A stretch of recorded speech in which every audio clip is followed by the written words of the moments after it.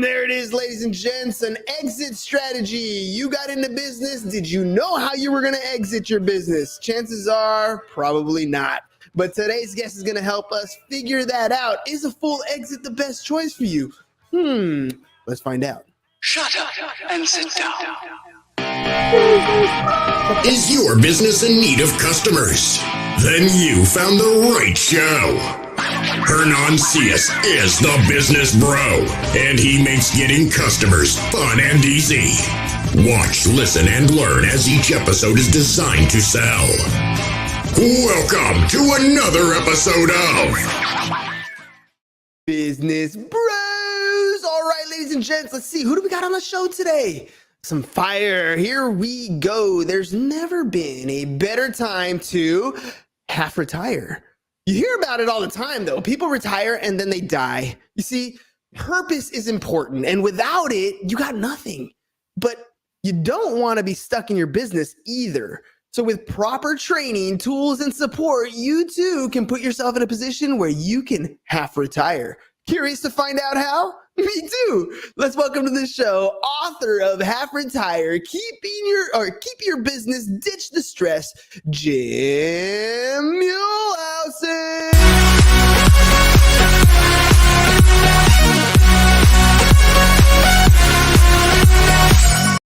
All right, Jim, let's do this, man. Welcome to the program. Great to be here. Thanks. All right, let's start off with question number one, which is always the why did you get into this? Why are you doing this? Because I want to know. Why get into the half retirement business? So I have been coaching business owners for 20 years. I've done over 11,000 one-on-one coaching sessions.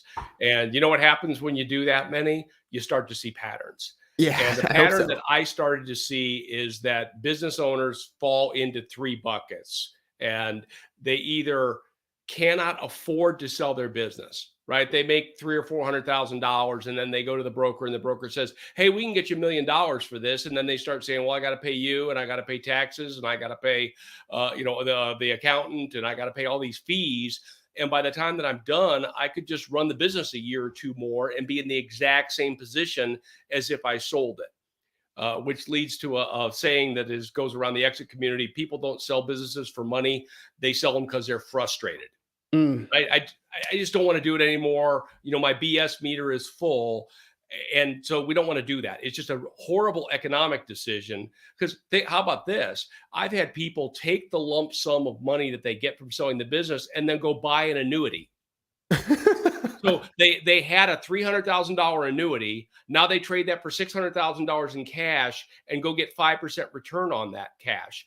The reality is if you sell your business for the 3X that most small businesses get, for every $100,000 that you make, you need to sell your business for $3.4 million. That's a huge multiplier there. And as you're describing that, in my mind, I'm reminded of the saying for people who buy boats, right? Their best day in a boat owner's life is the day they buy the boat and the day they get rid of the boat. And that acronym for a boat is like bust out another 1,000. Like there's always a headache trying to maintain this thing that you're, and it's a vessel, right? I mean, essentially your business is your income vessel. It's the thing that's been generating your livelihood for a long time. And now you're thinking of getting rid of it, but you're getting rid of it because of stress. So what is it that you do? How do you help these business owners? What do you do? So the goal of half retirement is to get a business owner working a lot less in the business. You make our Hall of Fame if you can work 2 half days a week. So we've had people that have done better than that. The current record is a guy that never set foot in his business for 2.5 years and took a salary that is high enough that I will not say it out loud. Nice. It was a ton of money for just because here's why. If I go buy stock in Google, right? You have equity in your business. You put in cash, you put in sweat equity. There's a piece of capital in your retained earnings or what you have in your business. If you put that same money into Google or Apple, they would pay you for your ownership. Right? A dividend stock pays a return, and you don't need to show up every day, and you don't have responsibilities, and you don't have the headache of employees. You just get paid a return on your investment in that business. And a lot of business owners forget that piece, that it's really just a modified job. Sometimes if I get angry with them, I'll call it the chief job holder in charge. You know, that there's no owner there. There's just the person that works the hardest and is theoretically the person in charge, but it's a job to them too. And so what we do with half retirement is take 3 times the people. These people that it's bad math to sell the business. Much better to hang on to that income stream than to sell it for a lousy fraction. Secondly, I don't want to retire, or I don't want to fully retire. I only like golf so much. I only like my boat so much. I had a guy's wife tell him, I love you, but not that much, meaning don't be around so much. Yeah. So I still want to stay active. Right. And we are not our parents. You know, we don't want a gold watch and to sit on the rocker on the porch and just relax. We want to be active. And what better way to do that than to keep your business connections and keep your mind sharp and keep that income stream that will change your life in your business, but make it more palatable, that you won't have this, I'm fed up, I just need to not do this anymore. And then the third is transition. I've got kids in the business, but they're not ready to take over. I want to give it to my employees, but there's nobody there that can do it. And that business owner is still needed. So what we do is we find your Picasso work. And what that is, if you think about selling $1 million painting, what needs to happen at the bare minimum to collect $1 million for a painting? And that is the artist needs to touch the brush to the canvas and sign it. They don't need to decide what to paint. They don't need to mix the paints. They don't need to stretch the canvas. They don't need to market it. They don't need to sell it. They don't need to collect money. They don't need to do any of those functions. They just need to do the most important work that is high skill, high value. And we all have that. And it takes a small fraction of our time to do this genius work that we all bring to our business. The problem is we're also the catch-all for all these tasks, right? That there's a little bit here that needs to get done, so it comes to me. And like you're the catch-all that catches all this crap. And you have 100 jobs before you know it, and it's this hairball. And inside that hairball is the Picasso work, and you can't just get to it and separate it. You have to untangle that hairball, and it cannot be done through delegation. Everyone thinks, I'll just delegate. Hate to break it to you, not going to work. Because you know why? How many business owners have never heard of delegation? Everybody's heard of it. Right. They know what it is. They theoretically know how to do it, yet they haven't done it. Why haven't they done it? Is it because they're stupid? Is it because they're lazy? Is it because of this crap that we read in the press that we're just bad delegators because we're business owners and we're control freaks? No, it's because it is undelegable. You can't do it in its current form. We need to change the format of the work, and then it will become work that we can pass off. And so we use this acronym called FEVER, where we'll break that into pieces and use some techniques so that we can untangle the hairball, get you down to your Picasso work, which is that 2 half days a week. And you're adding economic value to the business, which means you can still collect that nice salary that you get, and you get rid of the BS. All right. So when I hear the word retirement, I always think age, right? And when I talk to people about retirement, I always hear age answers as well. And what you're describing to me is not really solving an age problem. You're solving a cash flow problem, right? I mean, that's really what it comes down to. It's you're putting in systems in place, you're putting in processes in place so that you're essentially buying back some time. This is a cash flow problem. Am I hearing you correctly? Sure. If you think of your business as an annuity instead of a job, it completely changes. I mean, so for instance, when I was in law school, I realized I didn't want to go to law school, but I didn't have the guts to quit. So I bought a franchise. I bought a Meineke franchise. I opened several stores while I was in law school, not the smartest thing to do. And then eventually I was like, well, that was a fun hobby during law school, but I don't want to be, Jim the muffler guy with my little polyester shirt that said Jim. And so I wanted to sell them, right? Well, I should have half retired at 25 years old because I had several $100,000 of income stream that I sold way too cheap. It was a big check. It was nice, but nothing compared to the wealth that I would have today if I would have just kept that and figured out how to do something along the lines of half retire. But frankly, I wasn't smart enough at the time to do it. All right, so let's talk about the problems that you see and how can we start to set some things up to half retire? Hey, we've got a problem here. Well, first, we have a 6-step process that we follow. And the first is what we call the magnet, meaning you have to have a reason to do this or else it's not going to work. I call it pull versus push. The try harder plan never works. Every business owner is already trying hard, and they always default to, hey, I know how I'll get X initiative done. I'll basically push on the gas harder, and the gas is already to the floor. There is no trying harder. You're already trying hard enough. That's not the answer. The answer is try different, not try hard. So if you don't have a reason, I got a guy in your neck of the woods that's 39 years old that's half retiring because he wants to surf more. That's cool. That's his I don't mind magnet. that. Yeah. That's his magnet, man. I built this business. I make $1 million a year. I don't really need more than that. And what I really love to do is surf. And I'd love to, take surf lessons from a pro and travel around the world and surf and blah, blah, blah. That's a great magnet, right? That's a reason to get your business working for you instead of you working for your business.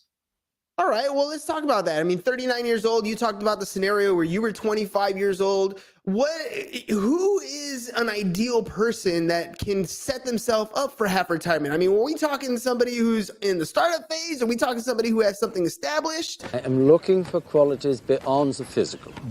So startup stage would be interesting. I mean, certainly you said it in the introduction. Do you have a plan to exit your business when you start your business? And certainly people that are venture funded or have private equity or are more sophisticated always have that exit strategy in place. The bulk of business owners do not have that in place, and it just comes about when it either plateaus or they're getting fed up. Business owners get bored. My wife always joked about me having a 5-year window and I needed to move on to something else. Now, I've been doing this for 20 years, but I certainly have done a lot of different things in those 20 years because I do get bored after 5 years, and you've kind of done what you're going to do and you go, okay, now what? Now what I'm going to do? So if you are, certainly there's a group that's, let's say, 60 plus that is an exceptionally good fit for this because they are much more stuck than you are. Right? You have options. I mean, if you really had to, you could go, I don't want to do this anymore. Here's the keys. Walk away and go take your time and talents elsewhere, and you'd be okay. It wouldn't be the smartest move, but you would be okay. But when you're 60 or 65 years old and you spent 20 or 30 years in a business and you're making good money and you have an asset that's probably worth 7 figures, but you realize that you can't sell it for enough to comfortably retire. And I'll tell you something I've learned working with this crowd is when your income shuts off, your life gets very stressful. Yeah, it totally does. I know a person that has $5 million in the bank and sweats buying a bottle of wine at dinner. And you know why? Because he doesn't have income anymore. If you and I make a stupid mistake, we buy a stock we shouldn't have, and it completely goes to zero. We go, boy, what an idiot I am. I guess I'll have to make it back. Right? You just make it back.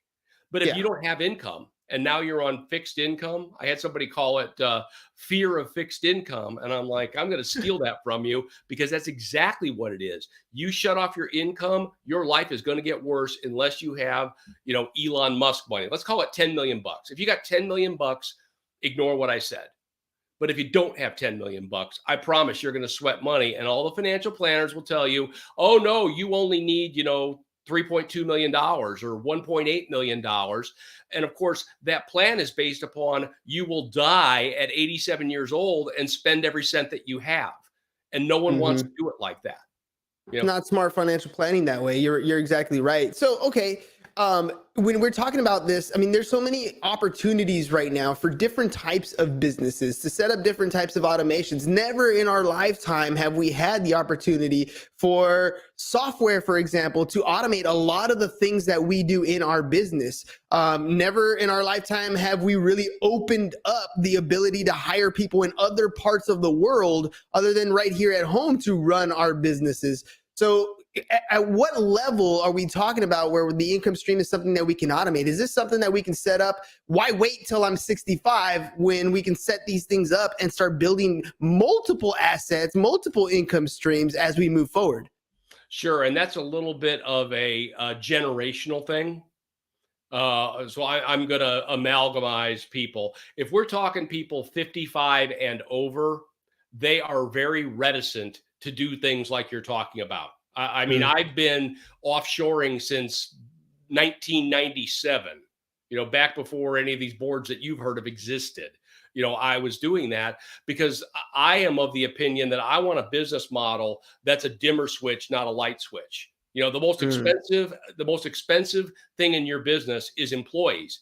They have an asset, but I don't know if you've ever had this situation, but I've had a situation where maybe I overhired for a position and I found myself wanting to find work for them because I'm cheap, like every business owner. And I'm like, oh, wait a minute, Mary needs something to do. And now all of a sudden, before I know it, I've made myself a new job called making sure that Mary has something to do.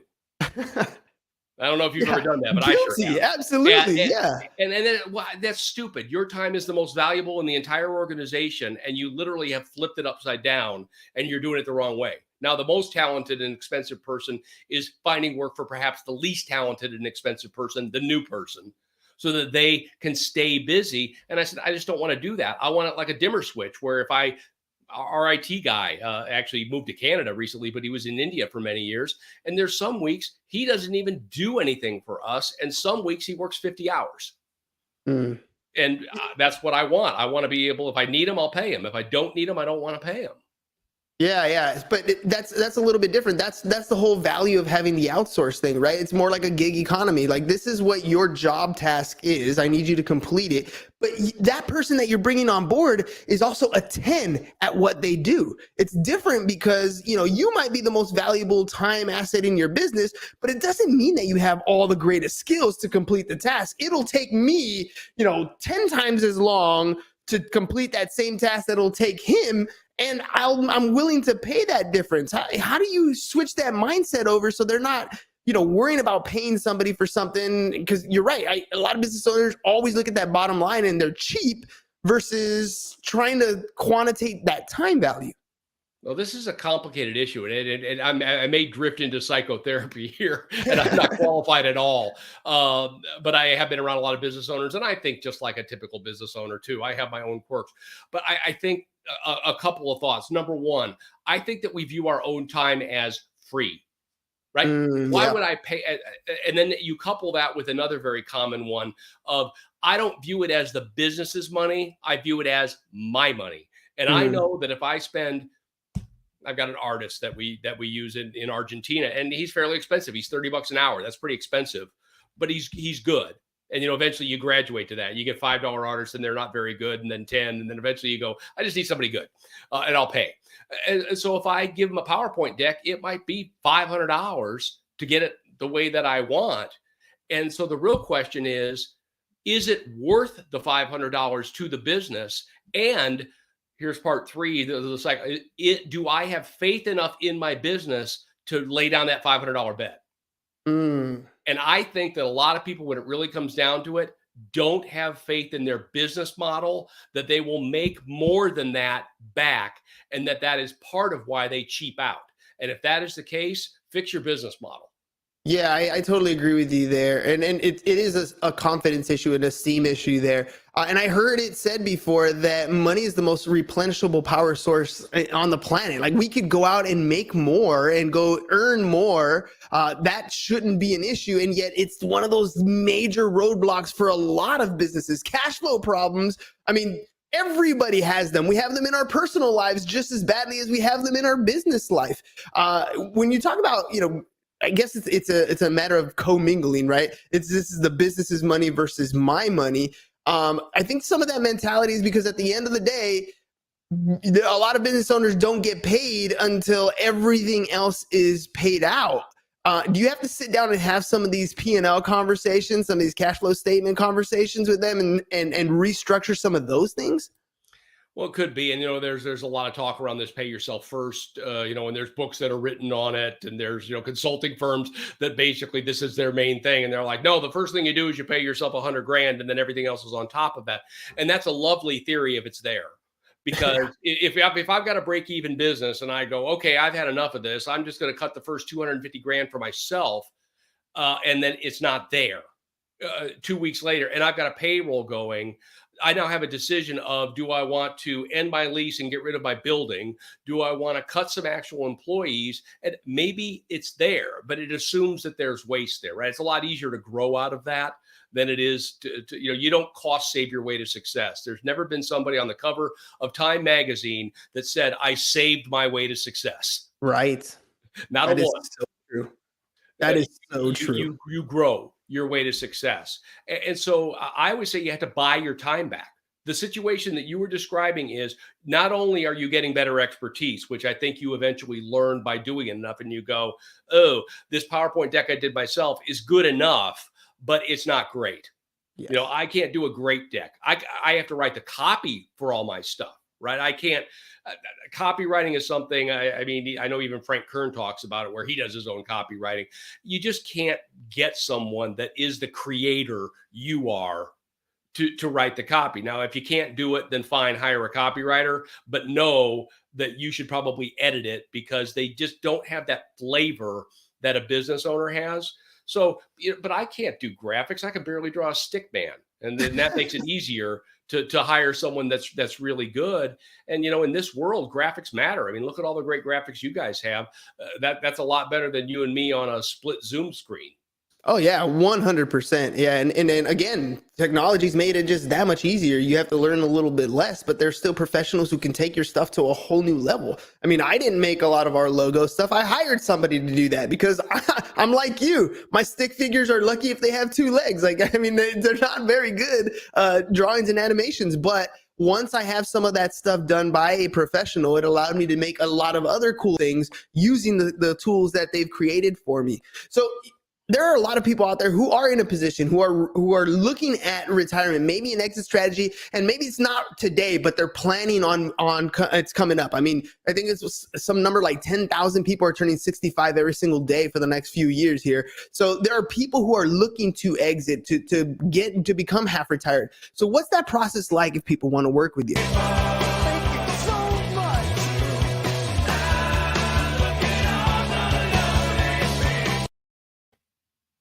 Well, we've got a couple different ways that people can work. So the first thing is I would definitely just get the book because I talk to a lot of people that are like, hey, I read the book. I got a lot from the book. The book definitely lays out our six-step plan in detail, and you can get quite a bit done from that.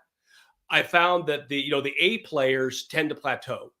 Right? They get a bunch done. They go, hey, I've cut down to 4 days a week, or I've cut down to 3 days a week, and I'm still making the same money and I'm much happier, but I want more. And now I'm stuck. And so we have a couple of offerings. We've got a training portal that we train exactly how to do this 6-step process that we have for half retirement. I also run a boot camp. We're in the middle of that boot camp right now. That is a 6-week boot camp. We do it once a quarter. And we bring business owners together. I think there's a lot of value in that, where I've got a couple construction companies in this one. And so they're like, oh, well, wait a minute. What are you doing about this? Or what are you doing about that? Because business owners learn a lot from other business owners. And so everyone in there is all looking to half retire. And then you combine the process and the techniques that we'll teach them, like how do you untangle this hairball? How do you find your Picasso work? What is Picasso work? What isn't Picasso work? How do you create what we call a canary in a coal mine? Because if you're not there, but 2 half days a week, you need a way to know if things are about to go wrong, just like the canary dies in the coal mine and, get out of there before the methane gas kills you. You need that for your business. And we have systems that we create so that you're able to monitor your business, but you don't need to monitor it with your eyeballs. You don't need to be there.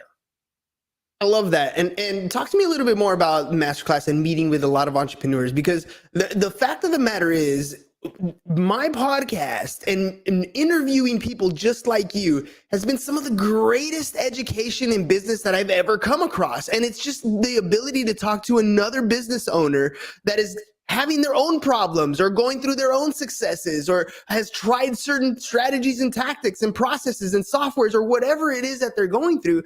The ability to have a conversation with another entrepreneur is priceless. How does that happen with you guys? Well, I run an organization that does that, so it's easy for me. So my business started with a company called CEO Focus, that is mastermind groups for business owners. So I've run hundreds of mastermind meetings and done all those 11,000 one-to-ones, through that organization. And yes, it's a privilege, right? I've been privileged to help a lot of business owners accomplish some pretty cool stuff, and I get to learn along the way. I always joke that I'm just a bumblebee. I go from flower to flower and spread the pollen around. Now, I think I've got some ability to take what this person is doing that theoretically doesn't apply to this person, add some other, maybe gym magic to that and turn that into something that's pretty cool for you, or in this case, a system, right? I didn't meet anyone that had the half retire system. And Picasso work, that's a gym thing. That's not something I learned from somebody else. That's something I realized entrepreneurs struggled to delegate. And I asked myself, why? And so I figured out a system. First, I figured out that the problem wasn't delegation. We actually banned the word in half retirement because delegation means, hey, I figured it out. You know what? Jim's right. I am working too hard. I'm not going to do that work anymore. You do it. You do it. And guess what? How often does that work?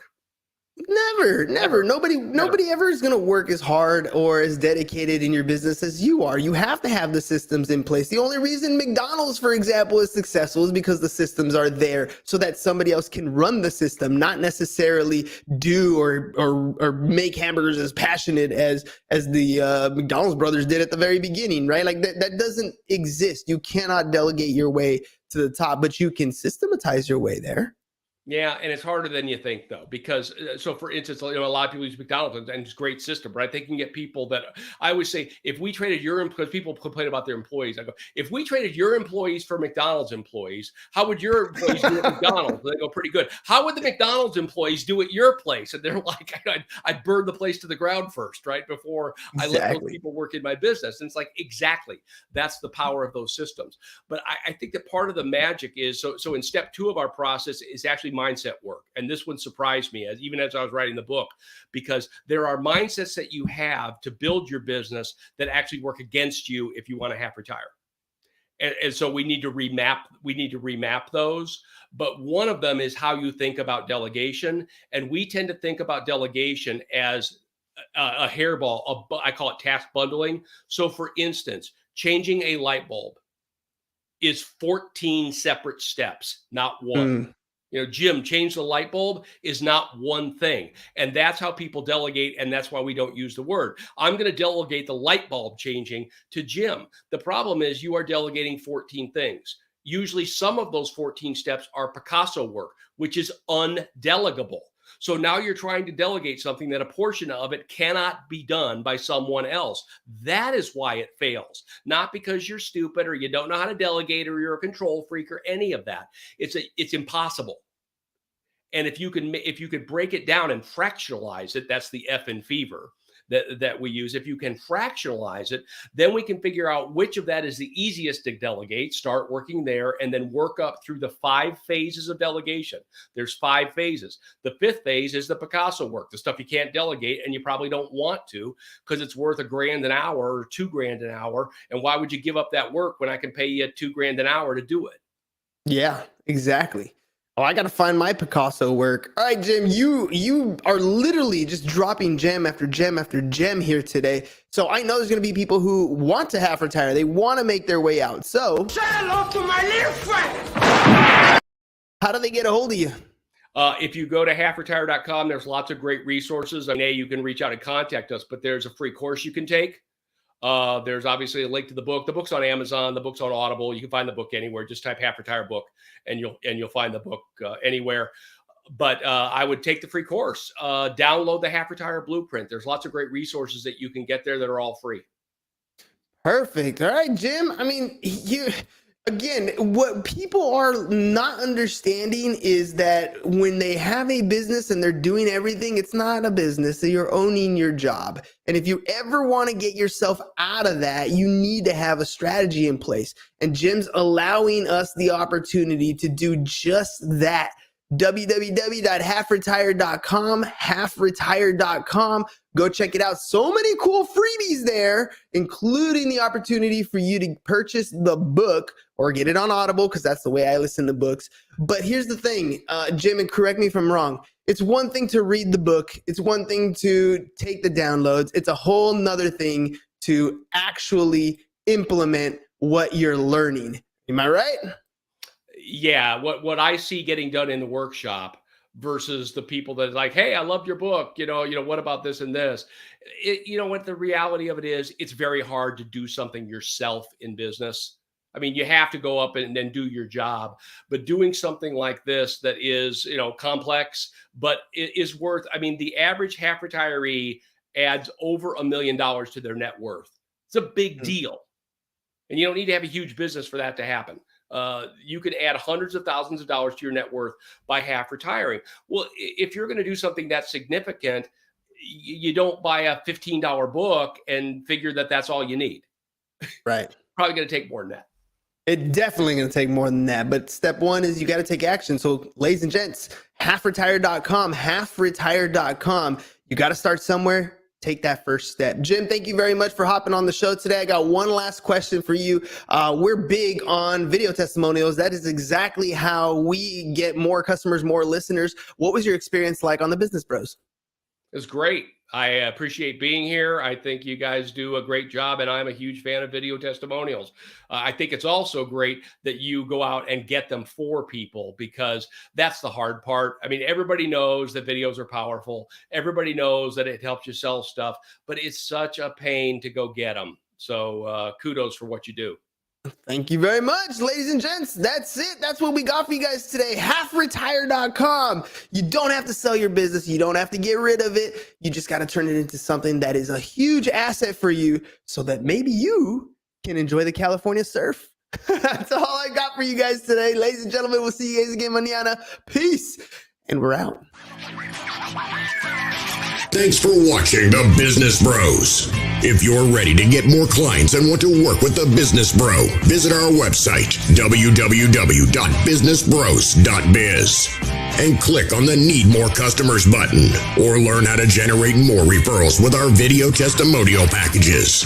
Go to www.businessbros.biz and start